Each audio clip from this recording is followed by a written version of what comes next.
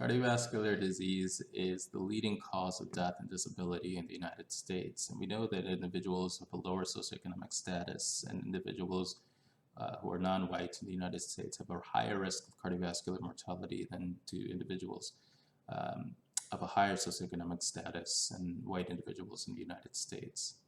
In this study, based out of Vanderbilt University, the authors used a Polypill consisting of a statin and 3 antihypertensive medications in an attempt to improve cardiovascular risk among underserved individuals in the United States.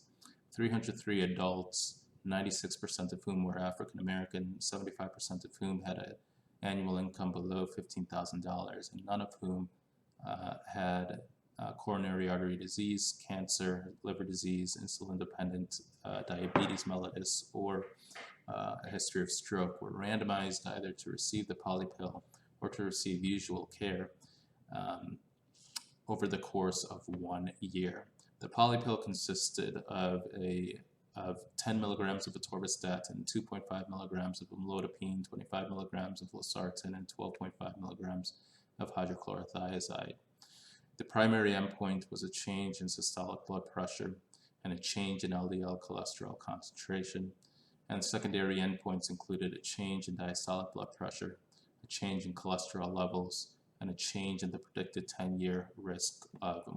cardiovascular disease. At the end of the study, it was determined that the treatment arm, individuals in the treatment arm were adherent to the medication in 86% of cases, and this was based on findings of unused pills over the course of the study. Also, it was found that individuals in the treatment arm had a greater reduction in systolic blood pressure and a greater reduction in LDL cholesterol concentrations than those in the usual care arm. And the findings in both of those metrics were statistically significant. Also notably, in regards to the secondary endpoint, the predicted 10-year risk for cardiovascular disease decreased from 12% to 9.4% in the treatment arm and increased from 12.8% to 13.3% in the usual care arm, suggesting that the use of the Polypill does indeed reduce the cardiovascular risk in individuals of low socioeconomic status and non-white individuals in the United States.